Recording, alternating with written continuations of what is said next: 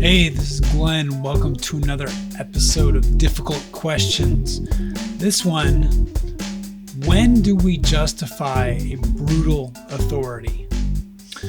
So, obviously, this is about police brutality, and I'm going to try not to get too preachy on this one, but it kind of touches home. I'm developing a new film called Deuce. My development partner, Deuce, right here, cross promotion, is a gentleman from South Side of Chicago, a poor, crime-ridden area. And so police brutality hits him hard. And so he's my friend, and it hits me hard, and he's had some experiences that he's shared with me. The movie is about it's a black success story. So we touch on it, but we don't delve into the brutality of the situation, because this is a celebration of success and black success, this movie. So we don't really get into that. But anyway, I'm close to it, right? I'm trying to back on out a little bit. And so this is going to be a little delving into that. What is that dynamic, and what is that dynamic of a brutal authority or a violent authority, and when do we accept it? Why do we accept it? When do we not, and why? Because we kind of get into this thing of it happens, we have it happen, and then we second guess it, and we'll get into that as well. We're kind of going to touch on the society, us, leadership, and the rich and powerful, the enforcers, the police department, and then the people that are the public that work or that is in contact with the police department. Because what's really interesting is you have this ideal of society, of American society. It's very contentious, right? It's we're fighting. We're always fighting. It's us and them. It's the good guys versus the bad guys. This is the narrative we have. And of course, we all think of ourselves as the good guy, or we think we're the good guy until we think of ourselves as the bad guy because we're doing bad stuff. But then we justify it to be not the bad guy, right? Because it's human nature. So we have this good guy, bad guy dichotomy. We always talk about the police catching the bad guys. Their job is to catch the bad guys. And if you've got a badge, you're a good guy. You can't be a bad guy. It's really hard to understand how a person with the badge can be a bad guy, yet it happens. Right? And we'll get into that as well. Because it's really, I think it has to do with interaction. And I think it has to do with our lack of trust and respect. We no longer trust and respect each other. We have really given into this animosity. And I think a lot of it has to do with the haves and the have-nots. And we've always had the haves, the people that are affluent, that live a better life, that can trust their neighbor. They're not in poverty, so they don't think they have to get one up on their neighbor, or they have to look for opportunities, because this is what a lot of poor neighborhoods deal with. When you don't have a lot, everything is an opportunity, and that opportunity is sometimes exploitation. That opportunity is stealing. That way of outlook is I take or I am taken. And that's very much what Deuce grew up in. I grew up in a little more stable, but middle class, lower middle class, a lot of working families, immigrant families, people that didn't have a lot. And I knew some criminals. I knew that there were different types of criminals, right? There were people that were selling drugs. There were people that were sociopaths and violent. And there were people that were stealing things. And really what I found is, I always said if I befriended the criminals, then I could make sure they didn't steal my stuff. And That's true. But so we have this. Okay, well, the guys that steal the stuff are the bad guys. The ones that don't are the good guys, and the cops are the ones that protect us from the bad guys. And then we have the rich and powerful that are trying to continue to succeed and keep the mass populace happy, right, and safe. One of the things that I think we have a leftover from is kind of this colonization, where we have the people that live the American dream, and then we have the people that are under the foot of the American dream. And it reminds me a lot of like British colonies. I remember seeing a video of a police officer, a British police officer in Hong Kong, and he was just wailing on this Hong Kong citizen because he wanted him out of this room and he needed to control him. And he was just hitting this guy with a baton and beating him into submission. And I think that in a lot of societies, you have the haves and the have-nots. But because of how our country was put together, you know, our leaders were criminals in the eyes of the crown. So I think they put in a lot of protections for people that were viewed as criminals, because sometimes criminals are the ones that just disagree with the authority. And so there's this idea that all men are created equal in this country. And yes, when that was made, only certain human beings were men, and they weren't women and weren't people of color. But now we're equal. We can argue that we're all equal. And so this idea of beating someone into submission, when I'm a person and you're a person, you don't get to beat me into submission unless we're fighting, unless we're warring. And I think that if we're warring, I get to fight back, right? If you're in a war, you have an enemy, that enemy can kill you as much as you can kill them. And the game is to win. And if you can embattle you can outfit yourself to have more than the other person and kind of that bigger army diplomacy win, then great. But I think we've turned that, we are warring on ourselves, on our own people. And that's kind of problematic, I think. So not only are we warring on our own people, but we're saying you need to succumb. I need to control you. And if you don't, I will use physical violence. And I may shoot you. I may end your life. And because I have a badge, that makes me the good guy and you the bad guy. And I really have problems with that. I was talking to my friend Deuce, and you know, growing up in that world where you are always seen as the bad guy starts to affect your head, because you're not necessarily doing bad things. It's just people that see you automatically see you as the bad guy. A little taste of that when I was doing background acting work, and I had to be extra actors, background people in the background of scenes, and I had to be in handcuffs and leg irons for a scene. So for a day, I was in these handcuffs and leg irons because I was a convict. And even though I could take them off and no one was making me do it, they wanted me to do it for the scene, that messed with my head, having my mobility compromised. And then I started looking at the people that had full mobility, and I started to feel less than human.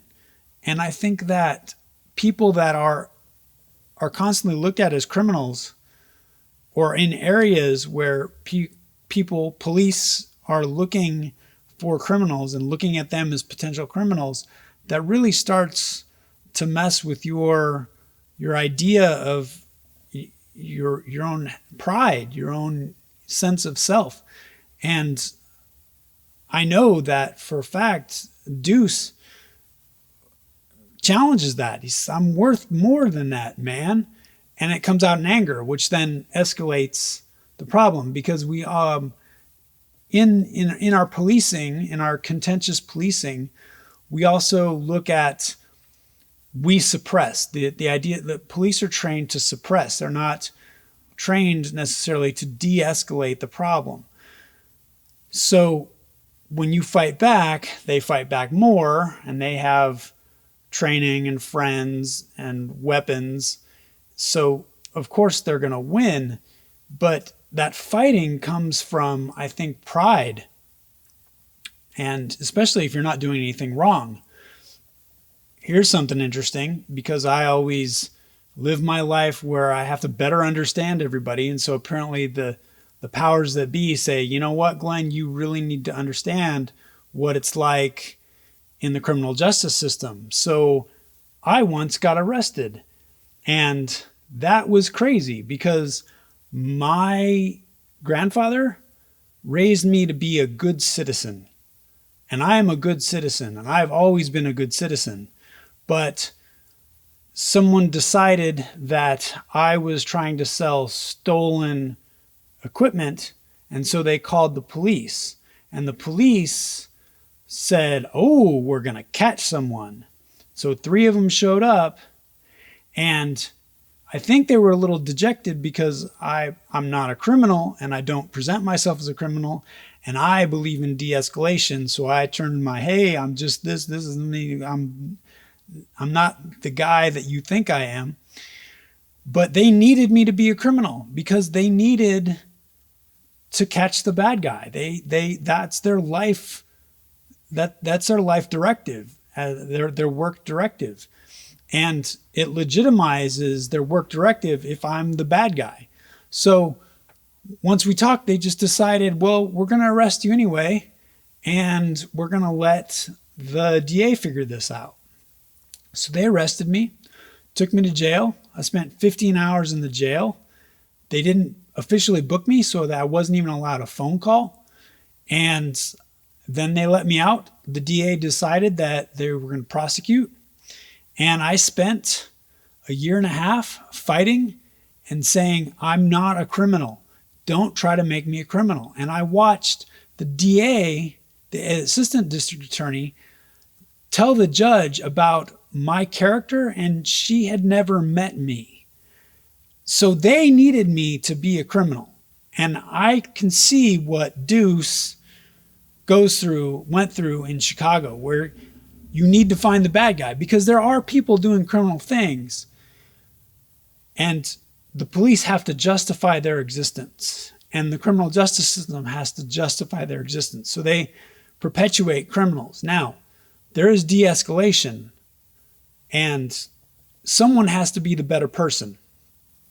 And especially when you're going into a battle, basically, so you're a police officer and you think, okay, this person is possibly hates me, possibly is going to pull a gun on me, possibly is going to fight back, so I'm going to need to be more suppressive.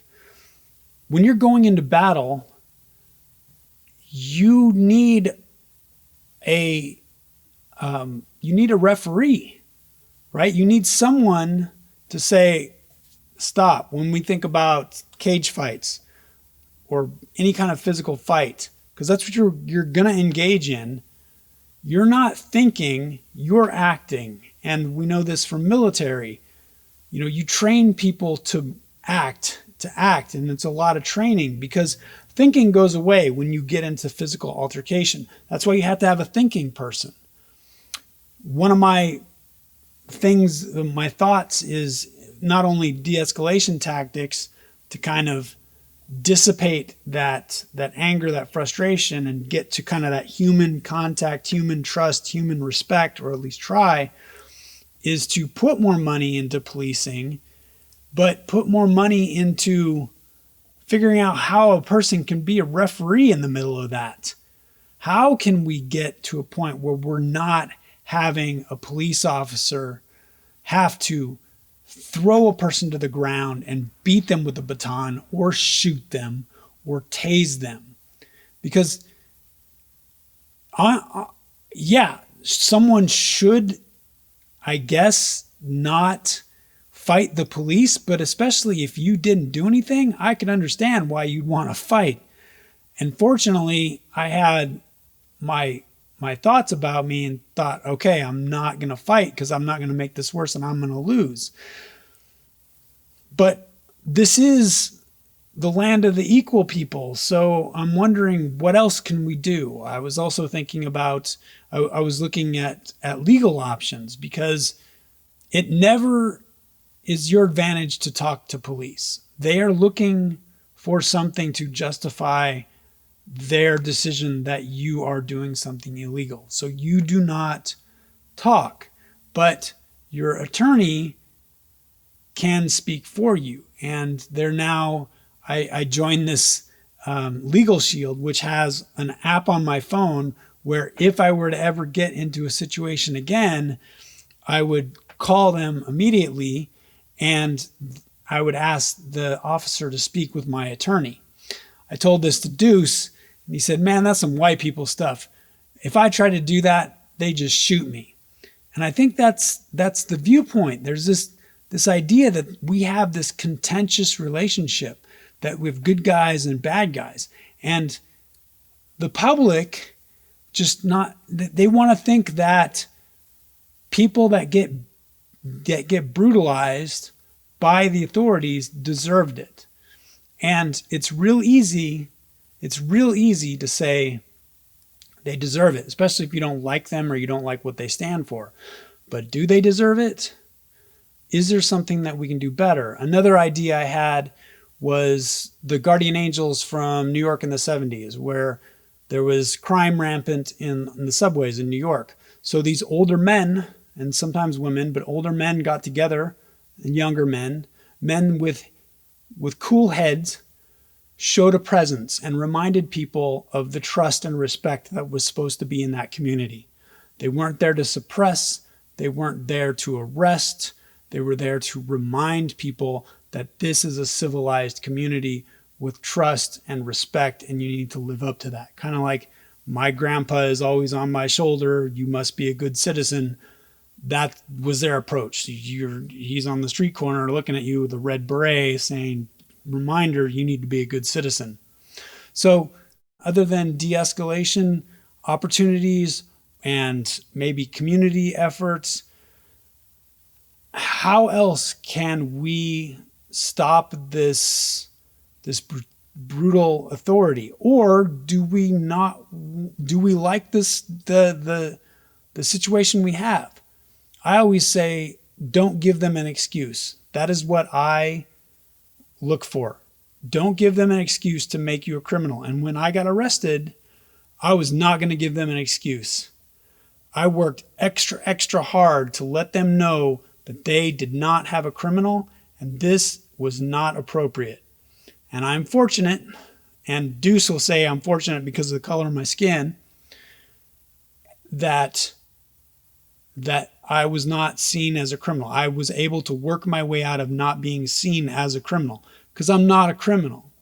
And Deuce would say exactly the same thing. I'm not a criminal. Stop seeing me as a criminal. Just because I have dreads and because I'm black. So what are your thoughts? When do we justify a brutal authority? Going to demonstrations. It's crazy to me. Why would I walk into a place where the police can easily deem me as a criminal and brutalize me? Now, I'm not insulting police, because I think they are in a very difficult position. I would never want to go to work and think that everyone I'm going to interact with hates me. And that's what they have to do. How can we change that? Because I don't want to hate police, but it sure as heck doesn't do me any advantage to have any contact with police. And I've learned that my skin color doesn't stop that. When they need me to be a criminal, I'm a criminal until I can prove to them that I am not. And sometimes you just can't prove that you're not, because once you're in the system, I've seen it. They will do everything from the courts to enforcement to make you what they need you to be. I'd like to hear your thoughts on this. Talk to you later.